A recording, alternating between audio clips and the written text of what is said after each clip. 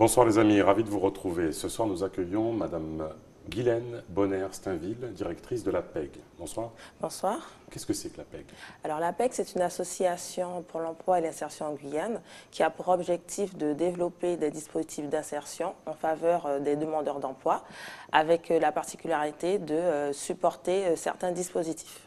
C'est une association qui existe depuis quand? Elle existe depuis 2010, mais certains la connaissent sûrement sur le nom de PLI Guyane, donc le plan local d'insertion et pour l'emploi. Alors il y a différents volets, on va les aborder. Il y a le PLI, les clauses sociales, le dispositif seconde chance. Alors d'abord le PLI, qu'est-ce que c'est? Alors le PLI, c'est un outil territorial qui a plan local d'insertion et pour l'emploi. Donc c'est un outil territorial en direction des communes pour pouvoir permettre de développer des projets, favoriser des actions en direction des demandeurs d'emploi et surtout leur proposer un accompagnement pour les accompagner à construire un parcours d'insertion. Alors, juste avant d'aborder les deux autres volets, souvent en Guyane, compte tenu aussi du marché de l'emploi, des difficultés de l'insertion professionnelle, on dit qu'il y a une superposition des dispositifs avec, par exemple, la mission locale, le pôle emploi. Alors, est-ce que vous êtes complémentaires ou vous vous superposez? On est vraiment complémentaires. C'est vraiment un outil qui vient renforcer les moyens, puisqu'on a des fonds européens. C'est vraiment une mesure européenne, donc qui permet sur les territoires de redescendre des financements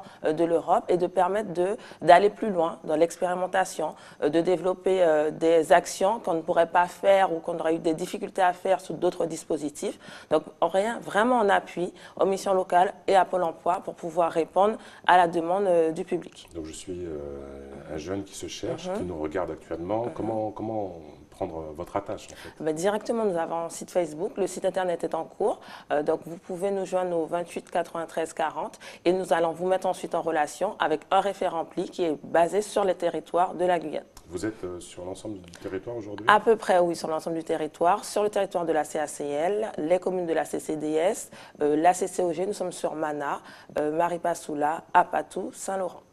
D'accord. Clause sociale, c'est quoi? Alors, les clauses sociales, c'est un dispositif qui permet aux demandeurs d'emploi de pouvoir avoir une activité sur un marché public. Donc, c'est vraiment une rédaction d'un article qui permet aujourd'hui à des donneurs d'ordre, la mairie, la CTG, de pouvoir inclure et imposer à l'entreprise attributaire d'embaucher une personne demandeur d'emploi pour travailler sur le chantier. Je suis maire, je veux construire un bâtiment, je peux exiger de l'entreprise qu'elle me prenne, par exemple, 10 jeunes de la commune? Tout à fait. Donc nous, on vient effectivement accompagner les services du marché pour vraiment réfléchir à l'opportunité d'insérer cette clause qui permettrait du coup aux habitants de participer aussi à la construction du bâtiment de leur commune. Les communes jouent le jeu avec vous?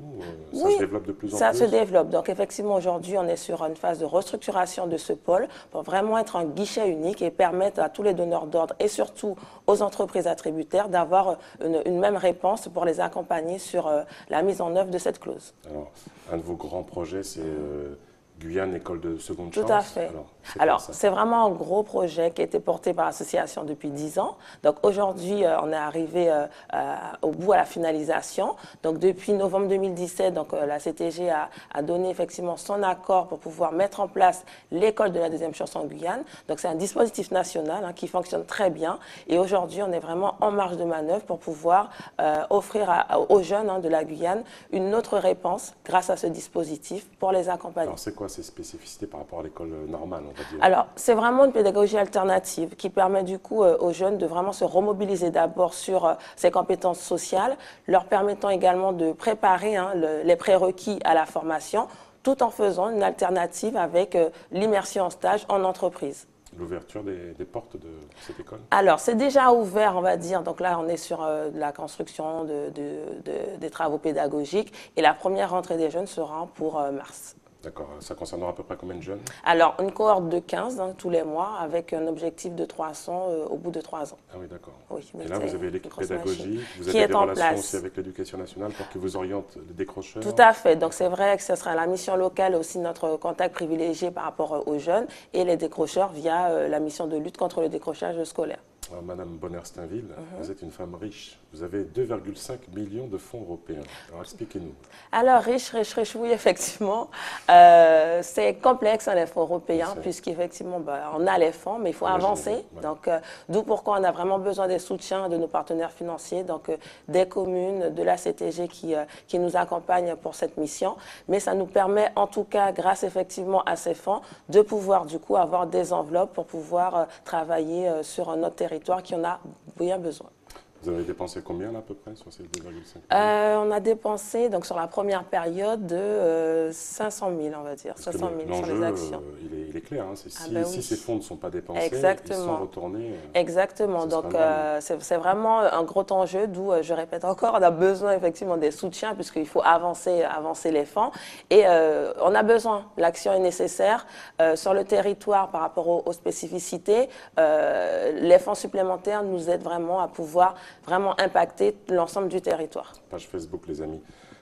On a évoqué aussi, bon, vous êtes dans le domaine des associations, souvent les associations ici se cherchent en termes d'ingénierie pour monter des dossiers, etc.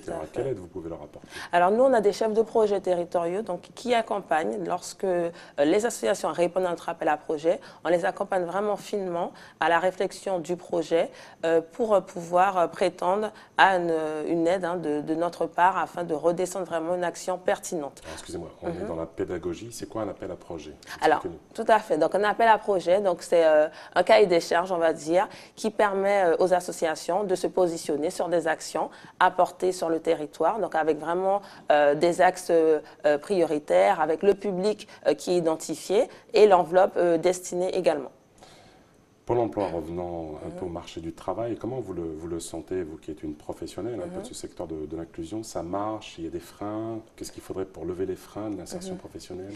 Il faudrait effectivement qu'on travaille tous de concert, puisque c'est difficile en Guyane. C'est difficile, c'est vraiment difficile puisqu'on est toujours sur un dispositif qui arrive, on est complémentaire, pas complémentaire. C'est mon périmètre. Voilà, exactement. Alors que sur notre territoire, je pense qu'il y a de la place pour tout le monde. Donc l'énergie, il faut qu'on le mette ensemble et qu'on construise vraiment des actions atypiques, je veux dire, aller plus loin, puisqu'on a une population aussi qui est diversifiée.